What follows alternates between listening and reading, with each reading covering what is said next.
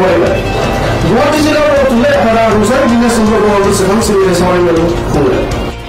गुवाहाटी नोगोरमा गरसुक आहमगावनि थागिबि बर' हारि अनफावरि समाज सिबियारि आसामनि एसिएस मावख'गिरि बिटिसिनि बारग' नेहाथारि बिथां दिनेश चन्द्र बर'आ थांनाय अक्ट'बर दाननि 2 खालार खालि जाब्रबथायजों रुंसारि जालाङो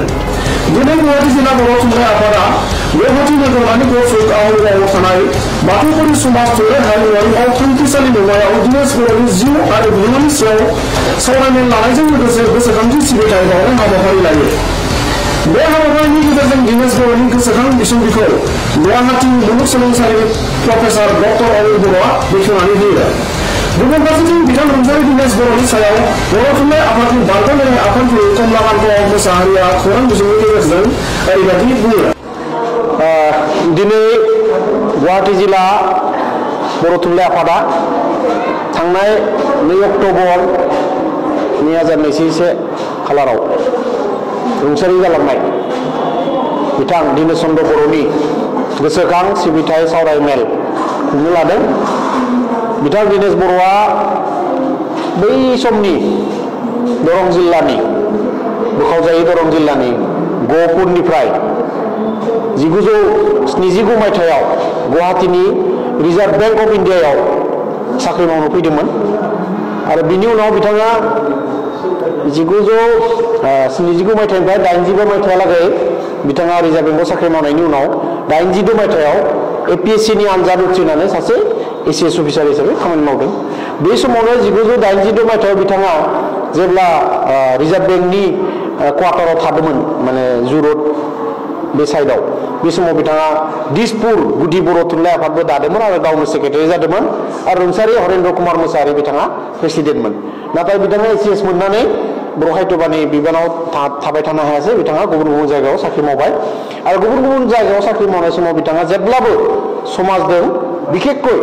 माने बर' राव थुनलाइ आरो हारिमुजों गोबां लोब्बा लाखिदोंमोन समाजारि खामानिफोराव बिथाङा बाहागो लादोंमोन दा आं गोलाव बुंनो नागिराखै बिथाङा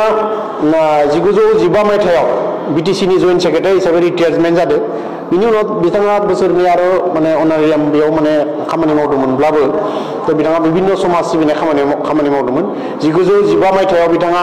54थि गुवाहाटी जिल्ला बर' थुनलाइ आफादा जेथिया 2015 मायथाइयाव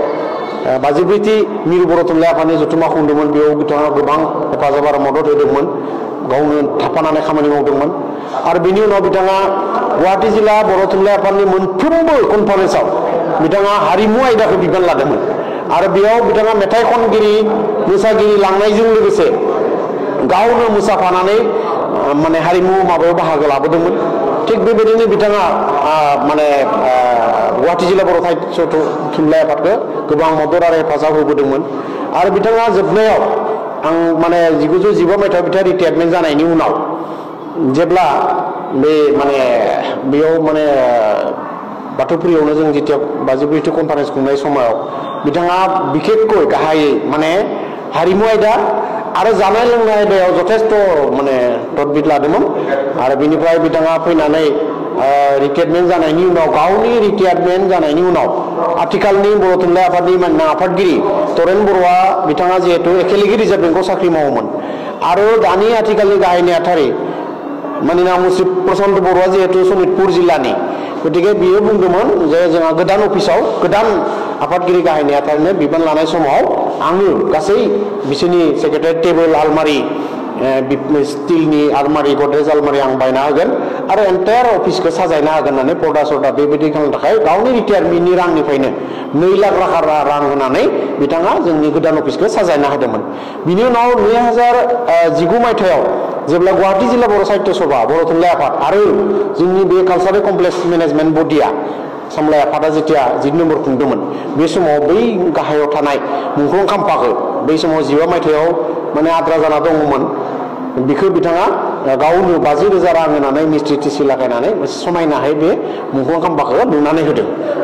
थांनाय 2019 मायथाइयाव दा बेबायदिनो बिथाङा बै खाथियावनो दङ नोंथांमोना बेयाव बाथौ मन्दिर दङ बे बाथौ मन्दिराव बिथाङा जेब्ला बेयाव आहमगौ न' लुबाय थाफैबाय रिटायारमेन्टनि उनाव बिनिफ्रायनो बिथाङा बाथौ थानसालि मिरु बाथौ थानसालिखौ जौगाहोनो थाखाय बे गोथौ हाखौ खोनायनि राहा खालामना होदोंमोन आरो लासै लासैनो बे बाथौ मन्दिर बा थानसालिखौ जौगाहोनो खामानि मावनो आखायाव लादोंमोन बिनि उनाव बिथाङा जि जायगायाव थादो आहमगौ बेयाव माने मोनसे गोजाम माने 1770 मायथाइ माने 1771 गायसननाय मोनसे मनसा मन्दिर दङ बेखौ समायनायै साजायना होदोंमोन बेयाव लोंनाय दैनि राहा खालामना होदो खिनाय हासुनायनि राहा खालामना होदो बाउन्डारि वाल खालामनानै होदो थ' बेबायदि बिथाङा समाजनि खामानि गोबां मावलांदों लोगोसे बिथाङा आहमगौ बर' गुदि फरायसालिनि जिथु माने गेलेग्रा फोथार बेयावबो बिथाङा माने गोथौ जायगाखौ हा खोनानै लोगोसे माने बेयाव मोनसे जौसां बानायनानै होदों आरो दा दिनै बेफोरबायदि बर' थुनलाइ आफादनि गुवाहाटी जिल्लानि बा मिरु आफादनि माने थोजासे बिहोमा होनायनि थाखाय बिथांखौ गोसोखांनानै बिथांनि जिउमाया जाहाथे सोरगोआव आलो गोजोन थायो बिनि थाखाय दिनै जोङो गोबां धोरोमारि आर'जबो गाबबाय आरो दिनै बे गांसे बिसम्बि दिहुननानै जों बिसम्बि दिहुननानै बिथांनि गोथां जिखिनि अरिहना बिहोमा बेखौ जोङो अराय जुगमिया खालामनो थाखाय जों नाजादों आरो दिनै बेखौ बेखेवनायबो जाबाय आरो दा जों सावरायमेलनि गेजेरजों गुबुन गुबुन बिथांखौ लोगो मोननाय सुबुंफोरा बिथांनि जिउनि सोमोन्दै बुंगोन दा आं जोबथारनायाव बिथांनि जिउमाया सोरगोआव आलो गोजोनै थाथों आरो बिथाङा सोरगोनिफ्रायनो बिथांनि न'खरनि गथ' गथाय आरो बाय बाहागिखौ जाहाथे माने गोग्गो देहा आरो गोलाव आयुनि थाखाय बोर सारस्रिहरो बेखौ खावलायबाय आरो रुंसारि दिनेश चन्द्र बर' बिथाङा गोदान जोलै बर'साफोरनो सोरगोनिफ्रायनो बर' हारि हादर आरो हारिमुनि खामानि मावनो जाहाथे बोर सारस्रिहरबाय थायो बिनि थाखायनो अबं गसाइ आनान गसाइनि खाथियाव आर'ज गाबनाय जाबाय।